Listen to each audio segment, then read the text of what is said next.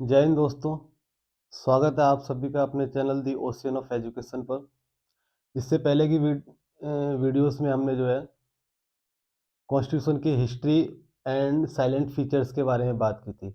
आज हम fundamental rights के बारे में बात करेंगे। फंडामेंटल राइट्स जिन्हें हम मौलिक अधिकार कहते हैं। फंडामेंटल राइट्स हमारे कॉन्स्टिट्यूशन में पार्ट थर्ड में आर्टिकल 12 से लेकर पार्ट थर्ड में आर्टिकल 12 से लेकर 35 तक।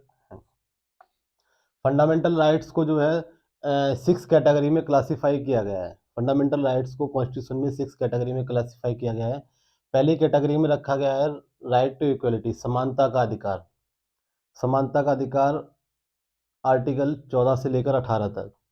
दूसरी कैटेगरी है राइट टू फ्रीडम, स्वतंत्रता का अधिकार, आर्टिकल 19 से लेकर 22। तीसरी कैटेगरी में राइट अगेंस्ट एक्सप्लोटेशन, शोषण के विरुद्ध अधिकार, आर्टिकल 23 एंड आर्टिकल 24।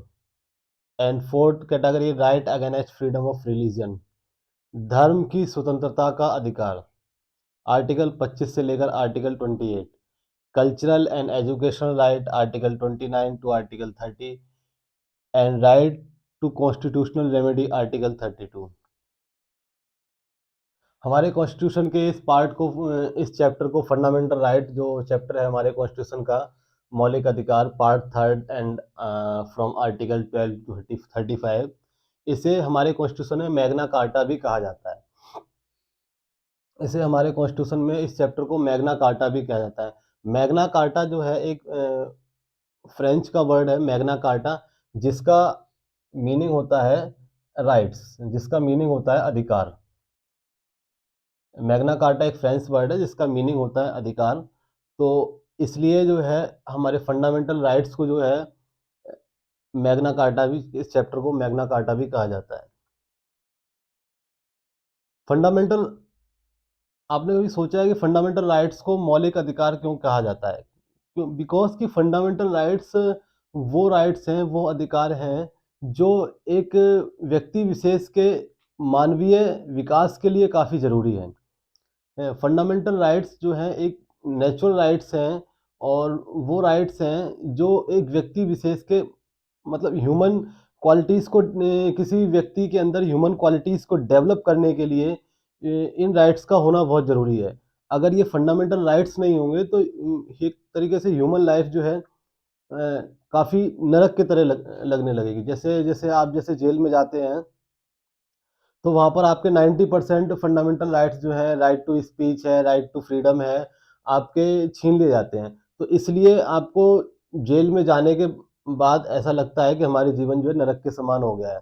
तो अगर आप सोचिए कि अगर जेल के बाहर भी जो रहते हुए अगर हमारी ये फंडामेंटल राइट्स जो है हमसे छीन लिए जाएँ, तो हमारी ज़िंदगी कितनी बदतर हो जाएगी।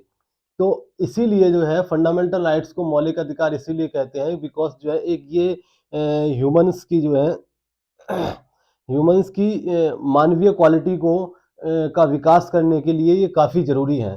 तो fundamental rights are superior and most essential for developing a human qualities. That's why we call that's right is called fundamental rights. तो फंडामेंटल राइट्स को जो है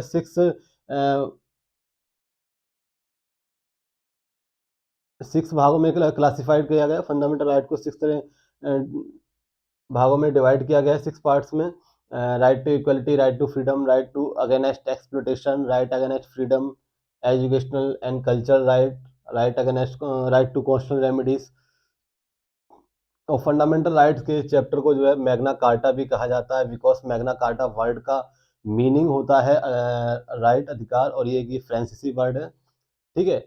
और फंडामेंटल राइट्स जो है हमारे प्रेसिडेंट्स, फंडामेंटल राइट्स प्रेसिडेंट के द्वारा, फंडामेंटल राइट्स आपकी ना ही गवर्नमेंट छीन सकती है फंडामेंटल राइट्स। और अभी हमने बताया कि फंडामेंटल राइट्स जो है एक व्यक्ति विशेष की मानवीय क्वालिटी को के विकास के लिए काफ़ी ज़रूरी है। तो इसलिए इन्हें फंडामेंटल कहा जाता है, और ये इसलिए भी काफ़ी ज़रूरी है, ठीक है। और फंडामेंटल राइट्स वो राइट्स होते हैं जो कोई व्यक्ति विशेष ना ही कोई हमसे व्यक्ति विशेष हमसे छीन सकता है और ना ही जो है कोई गवर्नमेंट हमसे छीन सकती है, हमारी गवर्नमेंट हमसे छीन सकती है, ना ही व्यक्ति विशेष। तो यहाँ पे आता है एक, आपने वर्ड सुना होगा फंडामेंटल राइट, एक कॉन्स्टिट्यूशनल राइट। कॉन्स्टिट्यूशनल, तो दोनों में डिफरेंस क्या है? दो, ये fundamental right, constitutional right. Constitutional rights वो राइट्स होते हैं जिन्हें गवर्नमेंट चाहे तो छीन सकती है, ठीक है। फंडामेंटल राइट्स वो राइट्स होते हैं कि ना ही हमसे कोई व्यक्ति विशेष हमसे छीन सकता है, ना ही हमारी गवर्नमेंट हमसे छीन सकती है। तो इसलिए जो है, अगर गवर्नमेंट ऐसा कोई लॉ बनाती है, कोई भी स्टेट गवर्नमेंट है या कोई लोकल अथॉरिटी है, कोई ऐसा लॉ बनाती है जो हमारे फंडामेंटल राइट्स को अफेक्ट करता है, तो डायरेक्टली जो है हम directly under article 32, under article 32 हम जो है सीधा सुप्रीम कोर्ट जा सकते हैं। सीधा हम अंडर आर्टिकल 30 थ्रू जो है सीधा सुप्रीम कोर्ट और हाई कोर्ट अप्रोच कर सकते हैं, ये कहकर कि ये अथॉरिटी जो है हमारे फंडामेंटल राइट को अवॉल्व कर रही है। तो फंडामेंटल राइट जो है इन्फोर्सेबल इन नेचर है, fundamental rights enforceable in nature है। तो इसलिए भी इन्हें फंडामेंटल कहा जाता है, क्योंकि इन्हें जो है ना ही गवर्नमेंट ना ही कोई व्यक्ति छीन सकता है, और ये हमारे एक ह्यूमन क्वालिटी को के लिए, डेवलपमेंट के लिए काफ़ी इम्पोर्टेंट है। तो फंडामेंटल राइट इन्फोर्सेबल होते हैं अंडर आर्टिकल 32, ठीक है। सुप्रीम कोर्ट और हाई कोर्ट में आप इसके वायलेशन के अगेंस्ट जो है अपील कर सकते हैं। देन फंडामेंटल राइट जो है, हाँ, इन केस ऑफ इमरजेंसी, वैसे फंडामेंटल राइट्स हमारी गवर्नमेंट नहीं छीन सकती है, लेकिन प्रेसिडेंट को ये पावर है कि अगर इन केस ऑफ इमरजेंसी, जैसे कंट्री में कोई वॉर की सिचुएशन है या फिर आर्म रिहेबिलिटेशन हो रहा है, तो in case of emergency president can suspended fundamental rights. In case of emergency जो है, इमरजेंसी के केस में जो है प्रेसिडेंट को ये पावर है, वो फंडामेंटल राइट्स को सस्पेंड कर सकते हैं, ठीक है। लेकिन फंडामेंटल राइट को सस्पेंड कर सकते हैं in case of emergency, but एक शॉर्ट टर्म ड्यूरेशन के लिए, ठीक है। सस्पेंड कर सकते हैं, उन पर प्रतिबंध नहीं लगा सकते। प्रतिबंध लगा सकती है, अगर फंडामेंटल राइट्स को टर्मिनेट करना है तो फंडामेंटल राइट को टर्मिनेट कर सकती है हमारी पार्लियामेंट। प्रेसिडेंट फंडामेंटल राइट्स पर सिर्फ इन केस ऑफ इमरजेंसी जो है उन्हें निलंबित कर सकते हैं कुछ समय के लिए, सस्पेंड कर सकते हैं कुछ समय के लिए, बट बड़ी उनके पास ये पावर नहीं है कि फंडामेंटल राइट को टर्मिनेट कर सके। हमारे फंडामेंटल राइट जो है टर्मिनेट करेगी हमारी पार्लियामेंट। अगर कोई राइट ऐसा है कि जिससे जो है समाज में नेगेटिव इफेक्ट जा रहा है, यदि कोई फंडामेंटल राइट ऐसा है, कोई अधिकार ऐसा है कि किसी एक की सुलभ के लिए, एक के आराम के लिए दूसरे को नुकसान हो रहा है, एक किसी को प्रॉफिट हो रहा है और किसी को नुकसान हो रहा है, ठीक है, और वो समाज में एक नेगेटिव इफेक्ट डाल रहा है, तो जो है हमारी पार्लियामेंट जो है उस फंडामेंटल राइट को टर्मिनेट भी कर सकती है bye constitutional amendment article 368।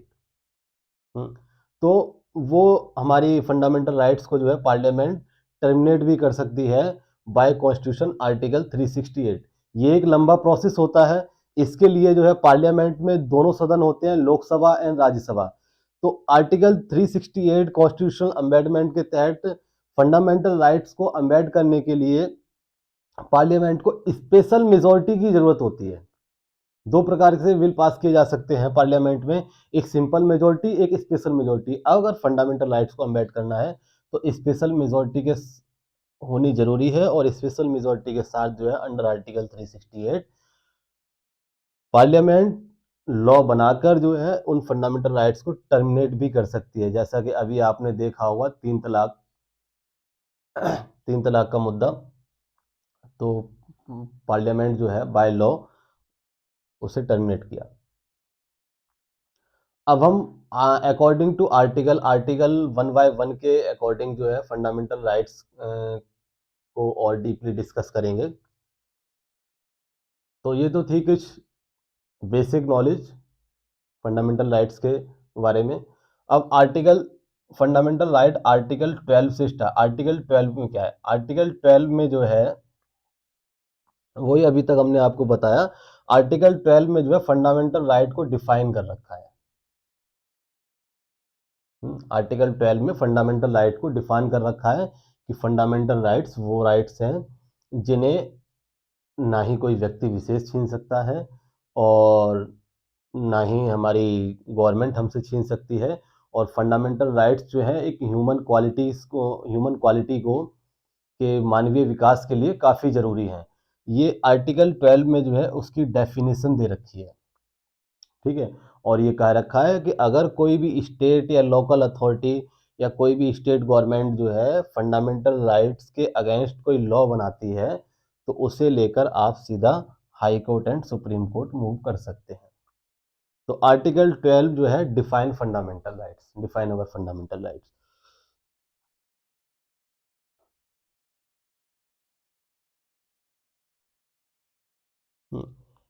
And article 13, article 13 कहता है कि लॉ इनकंसिस्टेंट और in its derogation of fundamental rights.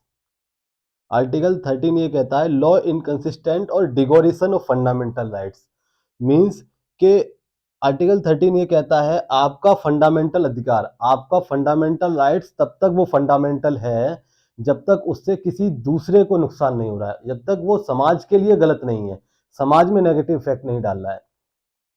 अगर जैसे आपका अधिकार है, आपका समानता का अधिकार है, आपको कोई भी अधिकार दिया गया है, तब तक आर्टिकल 13 ये कहता है तब तक वो फंडामेंटल है कि जब तक उससे जो है समाज में नेगेटिव इफेक्ट नहीं पड़ रहा है, जब तक समाज में गलत प्रभाव नहीं पड़ रहा है तब तक वो फंडामेंटल है। अगर समाज में कोई नेगेटिव इफेक्ट पड़ रहा है तो आपके फंडामेंटल राइट्स को कम कर दिया जाएगा, ऐसा कहता है आर्टिकल 13।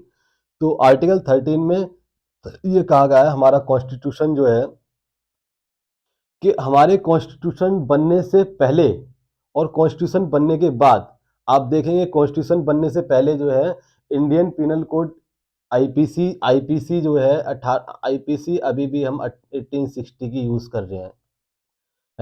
और तो आर्टिकल 13 में ये भी कहा गया है कि कॉन्स्टिट्यूशन बनने से पहले जो लॉ और जो कानून थे वो कॉन्स्टिट्यूशन बनने के बाद भी इफेक्टिव रहेंगे बशर्ते वो अ, उनसे जो है कॉन्स्टिट्यूशन के अभी भी मूल सिद्धांतों का जो है कॉन्स्टिट्यूशन के मूल सिद्धांतों का हनन नहीं हो। मतलब जो पहले कुछ चीज़ें थी, जो संविधान बनने से पहले जो राइट्स थे, जो संविधान बनने से पहले जो भी चीज़ें थी वो भी आगे भी इन्फोर्सेबल रहेंगी बशर्ते वो कॉन्स्टिट्यूशन के सिद्धांतों को फॉलो करती हों। ठीक है। और बाद कॉन्स्टिट्यूशन के बनने के बाद भी कोई लॉ है, अगर वो कॉन्स्टिट्यूशन के सिद्धांतों को फॉलो कर रहा है तो वो वैलिड है, अदरवाइज वैलिड नहीं है, ऐसा कहता है आर्टिकल 13। तो आर्टिकल 13 के अगर कॉन्स्टिट्यूशन के सिद्धांतों का मतलब कहने कॉन्स्टिट्यूशन के प्रिंसिपल का, कॉन्स्टिट्यूशन के डायरेक्टिव स्टेट पॉलिसी का और कॉन्स्टिट्यूशन के प्रियम्बल का अगर कोई भी जो है लॉ ऐसा है वो कॉन्स्टिट्यूशन की प्रियम्बल डायरेक्टिव पॉलिसी को का खंडन करता है तो कॉन्स्टिट्यूशन से पहले का हो लॉ या वो कॉन्स्टिट्यूशन के बाद वो हो वो इन्फोर्सेबल नहीं है, ऐसा कहता है आर्टिकल 13।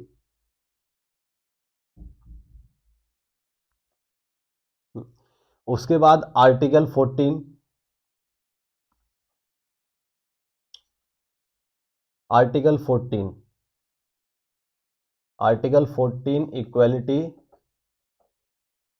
Before law. आर्टिकल 14 कहता है equality before law. According to article 14 of our Indian constitutional, हमारे भारतीय संविधान के आर्टिकल 14 के अकॉर्डिंग जो है सभी व्यक्ति चाहे वो किसी भी धर्म से हो, किसी भी रेस से हो, किसी भी जाति का हो, किसी भी जन्म स्थान का हो, लेकिन कानून के समक्ष जो है सभी बराबर है। आर्टिकल 14 ये कहता है इक्वलिटी बिफोर लॉ। आर्टिकल 14 कानून के समक्ष जो है सभी को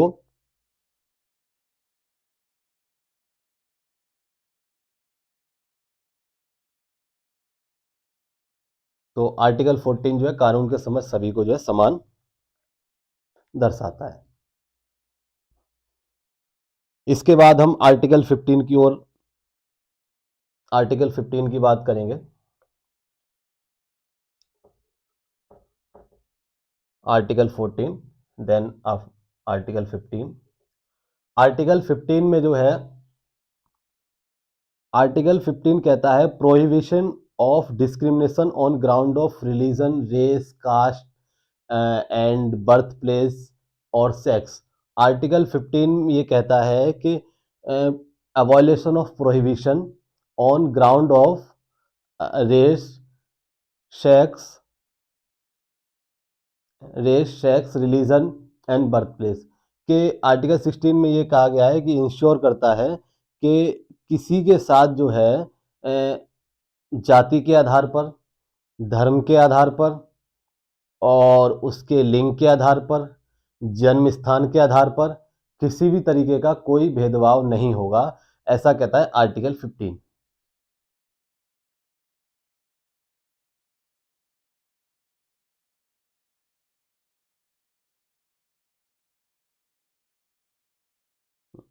तो आर्टिकल 15 ये इंश्योर करता है कि किसी भी अवॉल्यूशन ऑफ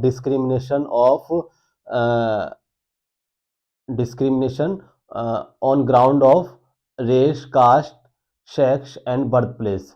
बट अगर समाज में किसी उससे जो है पॉजिटिव इफेक्ट पड़ रहा है, समाज में किसी उससे जो है किसी भी उससे पॉजिटिव इफेक्ट पड़ रहा है, तो वहां पर जो है इसके आर्टिकल 15 के एक्सेप्शनल भी जो है देखे गए हैं कि अब आप कह दें कि भाई आर्टिकल 15 में तो कहा गया है कि जो है किसी को जो है जाति, धर्म और रेस, सेक्स और बर्थ प्लेस के आधार पर जो है हम किसी को भेदभाव नहीं कर सकते। तो अगर आप ये कहें कि पब्लिक गवर्नमेंट में जो है जैसे गवर्नमेंट जॉब्स में जो है कि रिजर्वेशन दिया जाता है कि स्पेशल क्लास को जाति के आधार पर रिजर्वेशन दिया जाता है, बर्थ प्लेस के आधार पर रिजर्वेशन दिया जाता है, तो वो इसके एक्सेप्शनल केसेस हैं। वो गवर्नमेंट ये कहती है कि जाति के आधार पर और बर्थ प्लेस के आधार पर रिजर्वेशन इसलिए दिया जाता है क्योंकि वो जो है हमारे समाज में एक पॉजिटिव इफेक्ट डालते हैं।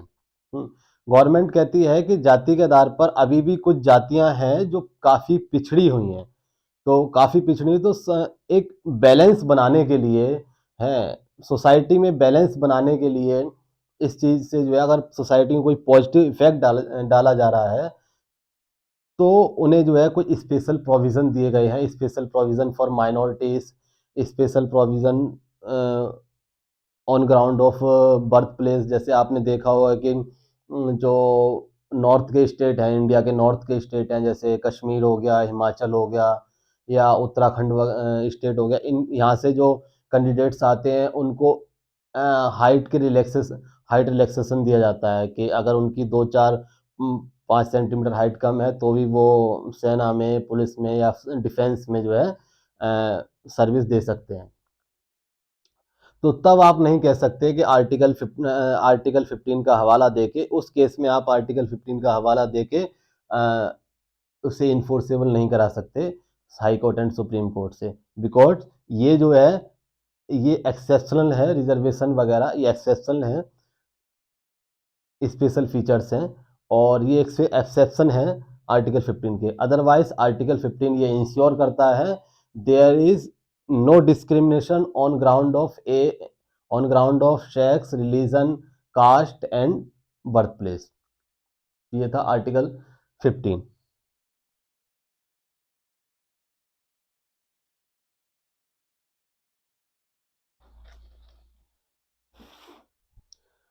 आर्टिकल 15 अब हम आर्टिकल 16 के बारे में डिस्कस करते हैं। आर्टिकल 15 में कहा गया था there is no discrimination on ground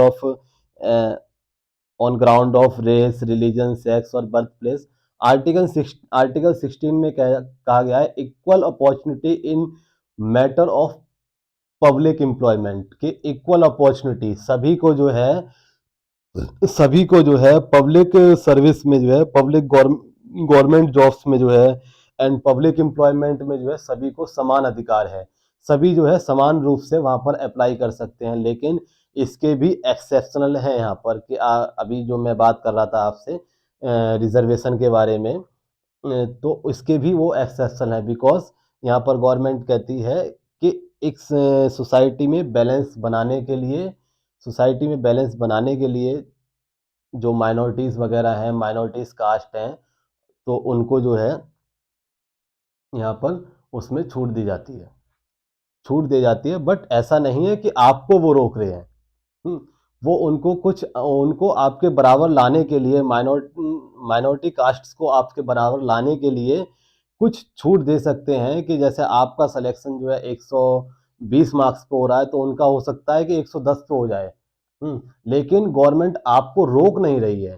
तो आप ये जो है आर्टिकल 16 के अकॉर्डिंग जो है equal opportunity in matter of public employment, सभी को जो है पब्लिक एम्प्लॉयमेंट के मैटर में जो है समान अधिकार है।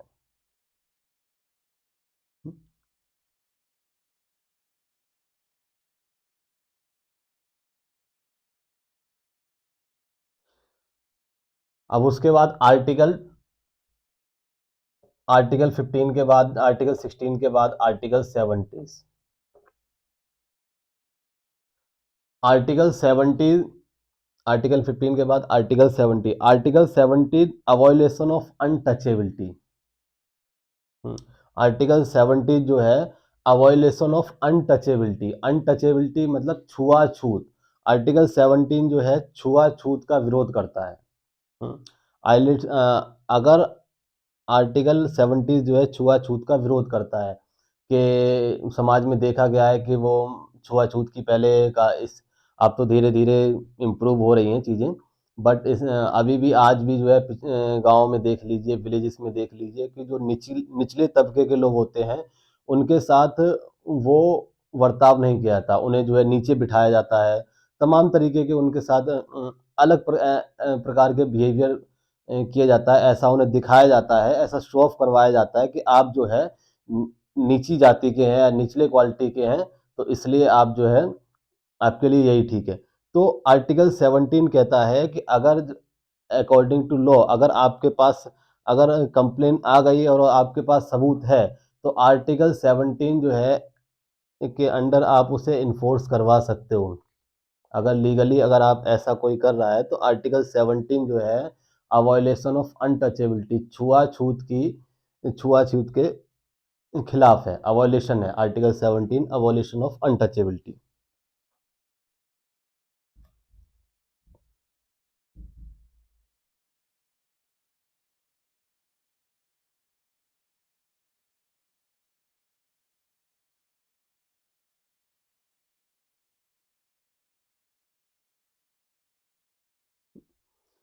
तो अकॉर्डिंग टू कॉन्स्टिट्यूशन जो है आर्टिकल 17 अवॉयलेशन ऑफ अनटचेबिलिटी, और अवॉयलेशन ऑफ अनटचेबिलिटी, और इसे जो है अपराध माना गया है। अगर आप ऐसा करते हैं, अगर आप इस आर्टिकल का जो है खंडन करते हैं, विरोध करते हैं, अनटचेबिलिटी को बढ़ावा देते हैं, या किसी प्रकार से समाज में ऐसी छुआछूत की चीज़ों को फैलाते हैं, तो अगर आपको पकड़ लिया जाता है, तो ये अपराध की श्रेणी में रखा गया है आर्टिकल। तो अपराध की श्रेणी आर्टिकल 18 है। अब आर्टिकल 17 के बाद हम आर्टिकल 18 की तरफ बात करेंगे। बोर्ड को थोड़ा इरेज कर लेते हैं।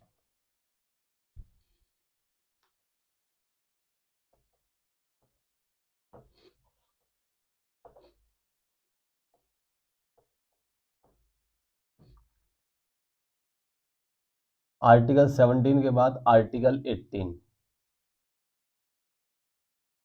आर्टिकल 18 में कहा गया है, जिस तरीके से आर्टिकल 17 में कहा गया था अवॉयलेशन ऑफ अनटचेबिलिटी, देन आर्टिकल 18 में कहा गया है अवॉयलेशन ऑफ टाइटल्स।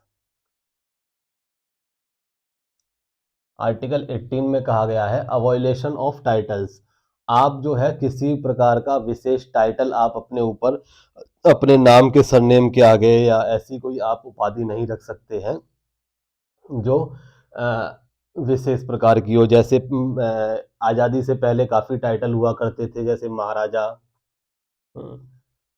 महाराजा हो गया, सुल्तान हो गया।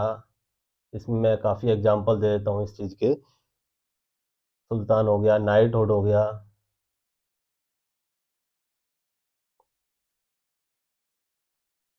हुँ। सर हो गया, लॉर्ड हो गया, इस तरीके के आज़ादी से पहले जो है इस तरीके के काफ़ी टाइटल जो है प्रचलित थे। जैसे महाराजा है, सुल्तान है, नाइटहुड है, सर है, लॉर्ड है, इस तरीके। तो अब जो है after constitution article 18 of our Indian constitution ये कहता है कि आप इस तरह के कोई भी टाइटल नहीं लगा सकते अपने नाम के सरनेम के आगे। हाँ, लेकिन आप इसमें भी एक्सेप्शनल है। अगर ऐसा कोई टाइटल कंट्री से बाहर आपको मिल रहा है, जैसे आप विद इन कंट्री इंडिया के अंदर ऐसे टाइटल्स का जो है अवॉइलेशन किया गया है, नाम के आगे आप ऐसे टाइटल नहीं लगा सकते। लेकिन आप किसी अदर कंट्री में जाते हैं, जैसे किसी अदर कंट्री ने आपको जो है किसी प्रकार का अवार्ड दिया है, ऑनर दिया है या फिर आपको कोई टाइटल से सम्मानित किया है, तो उस टाइटल को भी आप नहीं रख सकते हैं। तो उस टाइटल को भी इंडिया में आएँगे तो आप नहीं रख सकते हैं। उसके लिए आपको स्पेशल परमिशन लेनी होगी प्रेसिडेंट से। अ, अगर आप रखना चाहते हैं तो उसके लिए आपको प्रेसिडेंट से स्पेशल परमिशन लेनी होगी। अगर वो प्रेसिडेंट ऑफ इंडिया जो है आपको ये अधिकार दे दें कि आप कोई टाइटल रख सकते हैं जो कंट्री के बाहर आपको मिला है, तो आप उसे रख सकते हैं। अदरवाइज़ जो है विद इन कंट्री अगर कंट्री के अंदर आपको कोई टाइटल मिला है या कंट्री से बाहर जाकर मिला है, तो भी आप जो है उसमें नहीं रख सकते हैं, ठीक है? लेकिन उसके भी एक्सेप्शन हैं, लेकिन आप नेशनल अवार्ड ले सकते हैं। नेशनल अवार्ड जैसे नेशनल अवार्ड ले सकते हैं। नेशनल अवार्ड में जैसे नोबेल पुरस्कार हो गया या तमाम तरह के पुरस्कार हैं जो कंट्री से बाहर दिए जाते हैं, ऑस्कर अवार्ड हो गया, नेशनल अवार्ड हो गया। तो जो नेशनल पुरस्कार होते हैं, नेशनल अवार्ड्स आप ले सकते हैं। एग्ज़ाम्पल के लिए नोबेल पुरस्कार, नोबेल प्राइज़, ऑस्कर, इस टाइप के नेशनल जो अवार्ड हैं वो आप ले सकते हैं। लेकिन उन अवार्ड्स का टाइटल आप सरनेम के आगे यूज़ नहीं कर सकते। हुँ। भारत रत्न ले सकते हैं और कई प्रकार के अवार्ड होते हैं, भारत रत्न हो सक तो नेशनल अवार्ड आप ले सकते हैं, भारत रत्न ले सकते हैं, तमाम तरह के अवार्ड ले सकते हैं, लेकिन उनका टाइटल आप यूज़ नहीं कर सकते हैं, आपके सरनेम के आगे। जैसे अगर मान लो किसी को भारत रत्न अवार्ड मिला है, तो वो अपने आगे नाम के आगे सरनेम के आगे भारत रत्न नहीं लगा सकता है कि भारत रत्न सुनील कुमार। भारत रत्न सुनील ऐसा नहीं लिख सकता वो। ये अगर ऐसा लिखेगा तो ये आर्टिकल 18 का खंडन होगा, अवॉइलेशन होगा, तो वो अपराध की श्रेणी में आ जाएगा। हाँ, इसमें जो है अगर अब आप कहें कि जो एजुकेशनल होते हैं, जैसे कोई प्रोफ़ेसर होता है, इंजीनियर होता है या कोई अपने नाम के आगे ब्रिगेडियर या तमाम तरह की रैंक्स वगैरह लगाता है। हाँ, इसमें भी एक्सेप्शन है, रैंक लगा सकता है। वो एजुकेशन की कोई डिग्री वगैरह लगा सकता है, रैंक लगा सकता है। रैंक एजुकेशन की डिग्री और उसके टाइटल्स के रैंक को रख सकता है, लेकिन वो ऐसा कोई टाइटल नहीं रख सकता। इसमें गवर्नमेंट का ये मानना है, सरकार का ये मानना है, फंडामेंटल राइट्स ये कहता है कि जब आप किसी व्यक्ति को जो है उसके एजुकेशनल टाइटल और उसकी रैंक के टाइटल से संबोधित करते हैं, जब आप किसी व्यक्ति को जो है उसकी एजुकेशनल टाइटल और रैंक के टाइटल से संबोधित करते हैं, तो इसमें उस व्यक्ति को ऊंचा नहीं दिखा रहे हैं, व्यक्ति को सुपीरियर नहीं कर रहे हैं, बल्कि उसके उसके द्वारा योग्य अर्जित की गई जो योग्यता है, उसके द्वारा जो गेन की गई नॉलेज है, आप उस नॉलेज को ऊपर कर रहे हैं। तो हमारे संविधान में जो है नॉलेज को, योग्यता को ऊपर करना जो है अपराध नहीं माना गया है। लेकिन यदि किसी व्यक्ति विशेष में जो है आप जो है छोटा बड़ा कर रहे हैं, छोटा बड़ा कर रहे हैं तो वो अपराध माना गया है। ठीक है? और आर्टिकल 18 अवॉयलेशन ऑफ टाइटल ये यही कहता है कि ये ऐसा शो ऑफ कराता है कि अगर आप किसी नाम के आगे महाराजा लगा देंगे, जैसे महाराजा रणवीर सिंह, तो ये उस ऐसा समाज में आप खुद सोचिए कि महाराजा रणवीर सिंह यदि आप किसी को बोलेंगे तो ये समाज में ऐसी फीलिंग क्रिएट करेगा कि ये व्यक्ति काफी ऊंचाई पे है और हम काफी एक दूसरे को कमजोर और दूसरे को शक्तिशाली अनुभव कराते हैं ये टाइटल। इसलिए इन टाइटल का अवॉल्यूशन किया गया है article 18 of our Indian constitution में। लेकिन एजुकेशनल और रैंक आप लगा सकते हैं नाम के आगे, बिकॉज ये उस व्यक्ति को शो ऑफ नहीं करते हैं, लेकिन उसकी द्वारा गेन की गई नॉलेज को, उसके द्वारा गेन की गई योग्यता को दर्शाते हैं। और योग्यता को कहीं भी ऊपर नीचे या छुआछूत नहीं माना जाता है। योग्यता योग्यता है। ठीक है, तो आर्टिकल जो है 18 में जो है, आर्टिकल 18 जो है अवॉल्यूशन ऑफ टाइटल। तो आपने देखा कि आर्टिकल जो राइट टू इक्वलिटी है, राइट टू, वैसे आर्टिकल हमारे फंडामेंटल राइट तो आर्टिकल 12 से 35 हैं, लेकिन जो आर्टिकल इक्वलिटी है वो आर्टिकल 14 से लेकर 18। तो आपने देखा कि जो इन्हें समानता की श्रेणी में क्यों, अब इन्हें समानता की श्रेणी में क्लासिफाई, अब आपको इस चीज का आंसर मिल जाएगा कि इन्हें आर्टिकल 14 से लेकर आर्टिकल 18 को समानता की श्रेणी में क्यों क्लासिफाई किया गया है। तो आपने देखा आर्टिकल 14 में भी जो है इक्वलिटी बिफोर लॉ है, कानून के प्रति समानता की बात हो रही थी, इसमें भी समानता की बात हो रही थी। आर्टिकल 15 में भी जो है ये कहा गया था there is no discrimination on ground of caste, sex, religion और बर्थ प्लेस। तो उस आर्टिकल 15 में भी कहीं ना कहीं समानता की बात हो रही थी। आर्टिकल 16 में भी कहा गया था कि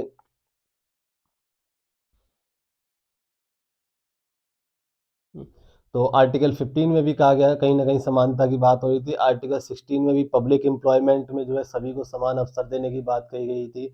तो आर्टिकल 16 में भी कहीं ना कहीं समानता की बात हो रही थी। आर्टिकल 17 जो है अवॉयलेशन ऑफ अनटचेबिलिटी, छुआछूत को अपराध मानते थे, तो उसमें भी कहीं ना कहीं समाज को समान रखने की बात की गई थी। तो आर्टिकल 18 में भी जो है कहीं ना कहीं अवॉयलेशन ऑफ टाइटल्स, और इसीलिए इनका अवॉयलेशन किया गया है क्योंकि इसमें भी कहीं ना कहीं जो है समानता की बात रखी गई। तो ओवरऑल जो है आर्टिकल 14 से लेकर आर्टिकल 18 में समाज को जो है समानता की बात कही गई है। इसीलिए इन आर्टिकल 14 से लेकर आर्टिकल 18 को जो है राइट टू इक्वलिटी, समानता के रूप में क्लासिफाई किया गया है। ओके।